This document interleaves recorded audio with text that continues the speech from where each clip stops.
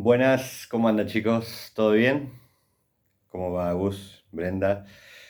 Bueno, vamos con el pensamiento político de Hannah Arendt, filósofa alemana, nació en 1906 y murió en 1975. A ella no le gustaba que le digan filósofa, sino más bien politóloga o teórica política, ¿sí? Bueno, ella fue judía, rápidamente cuando viene el nazismo se debe escapar y bueno, emigra como la mayoría de los alemanes judíos hacia Estados Unidos y consigue la ciudadanía norteamericana. Ella escribió, bueno, en 1951 Los orígenes del totalitarismo, un texto clave para entender ¿no? el poder estatal autoritario y los totalitarismos que acecharon tanto a Europa. En 1958 La condición humana, también un texto clave para entender su filosofía. Y otro texto importante es donde se destaca ahí su visión más ética y moral de la vida. Lo escribió en 1963 Eichmann en Jerusalén, cuando fue a cubrir el caso de este jerarca nazi, Adolf Eichmann, quien había conducido, el que diagramaba, digamos, la lógica de los trenes que llevaba a los judíos a Eichmann. Perdón, a Jerusalén. A Jerusalén, no, a Auschwitz. En Jerusalén le hicieron el juicio, ¿sí? Él vino, digamos, se camufló, cambió de identidad y lo protegió y le dio cobija nuestro país hasta que el Mossad lo secuestró, se lo llevó a Jerusalén, le hicieron el juicio y lo colgaron. Ella presenció su juicio trabajando como periodista en un diario, New Yorker, de Estados Unidos, y bueno, ahí hizo su propuesta sobre la ética. Bien, para entender lo político en ella se basa mucho y analiza mucho el caso de la independencia norteamericana, ¿no? A partir de la carta y de la unión, ¿no? De las 13 colonias norteamericanas que se unieron para desprenderse de la colonia inglesa, ¿sí? En 1976 se hace la independencia y en 1787 se escribe la Constitución. Y bueno, entre ellos Jefferson, ¿no? Fue el que escribió esa carta y ahí, bueno, encontró un aspecto clave que viene de la herencia republicana clásica, de cómo a partir de haber diferencias, eran 13 provincias, 13 estados distintos, pero tenían en común luchar por la independencia y más allá de sus intereses que chocaban entre sí, se pudieron poner de acuerdo, se juntaron, se asociaron, discutieron y se pusieron como fin, porque para Hannah Arendt la política es un fin en sí mismo, ¿sí? Entonces se pusieron como fin en sí mismo la liberación. No es un medio, no es como lo veíamos con Maquiavelo, ¿sí? Entonces, a partir de eso, de pensar, de juntarse y de llevar a la práctica, ¿no? Poner en práctica los pensamientos, es como constituyen la unión, ¿sí? Con un pacto social y un acuerdo mutuo, un mutual acuerdo, ¿sí? De esa manera se hace la revolución norteamericana de esas 13 colonias.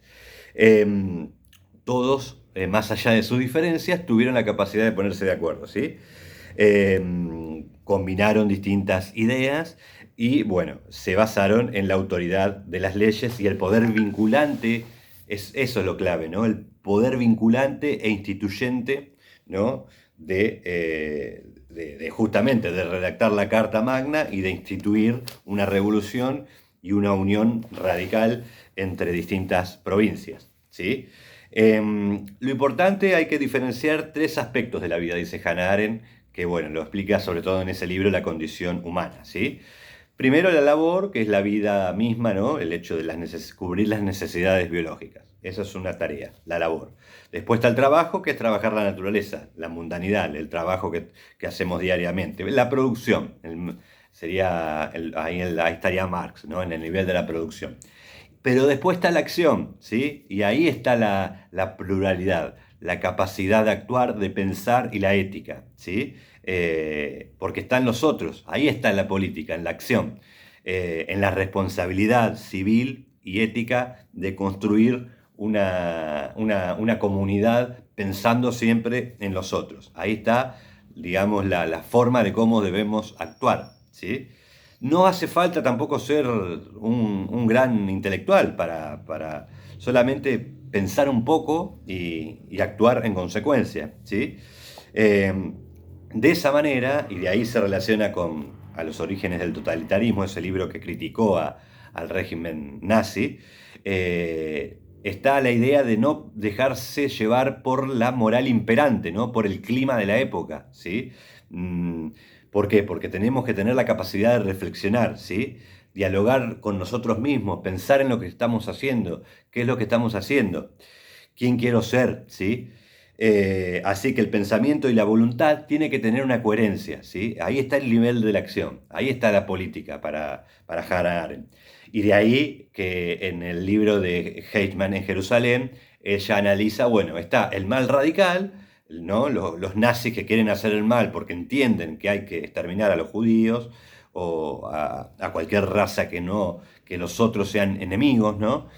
Como lo veíamos con Carl Schmitt, ¿no? Una política más de amigos y enemigos. No le importa eso, ahí está Hitler, ¿no? El mal radical es eso, tipos como considerados monstruos que lo hacen porque quieren y son malos y actúan en consecuencia. Pero ella dice, al ver el juicio de Eichmann, no, bueno, este tipo por sus declaraciones, él decía, yo solamente cumplo con mi deber. Y ella dice, bueno, no tuvo la capacidad de reflexionar y ver qué, y se dejó llevar puesto por una ética política burocrática, de yo solo cumplo una función, yo no soy el culpable del genocidio del holocausto, dice Eichmann.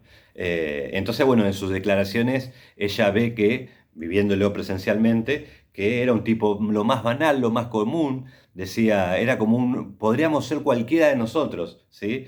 Fíjense en ustedes rodeados de compañeros o compañeras o gente que hace su función. No, bueno, yo hago lo mío, es este tipo de ética y no piensan en el más allá, no reflexionan en el contexto, ¿sí? Y es eso lo que le preocupa a Hannah Arendt en cuanto a la vida, a la condición humana y a lo político.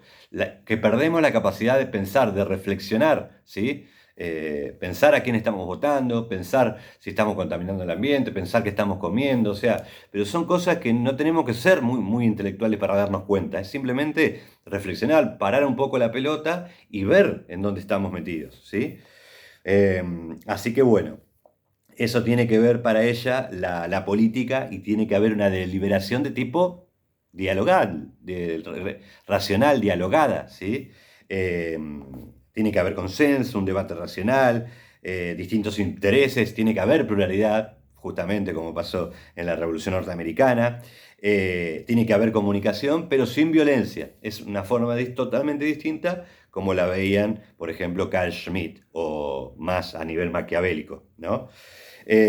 Así que bueno, la política es la pluralidad de los hombres en sus diferencias, en sus distensiones y la capacidad de colaborar entre todos, ¿sí? Para construir y para organizar justamente la pluralidad de voces y las diferencias. Es cómo podemos vivir, cómo podemos estar juntos, es la pregunta básica de la política para Hannah Arendt, ¿sí? Pensar y reflexionar, ¿sí? Eh, en ese sentido, no hay una humanidad, no hay un hombre, no hay una mujer, sino que hay diferencias, hay pluralidad de voces. No hay ismos, ¿no? Ella está preocupada por los totalitarismos, porque eso, pensarlo de esa manera, excluye al otro, ¿sí? Como lo veíamos en Carl Schmitt, porque reagrupa dentro de un Estado, ¿no? La violencia legítima, ¿no? Del monopolio de la fuerza, ¿no? Según la concepción beberiana. Y eso te hace como, digamos, condicionarte a una comunidad y cerrarte y no ver a los otros como seres humanos que tienen sus diferencias y no deja abierta la posibilidad del consenso y la diversidad.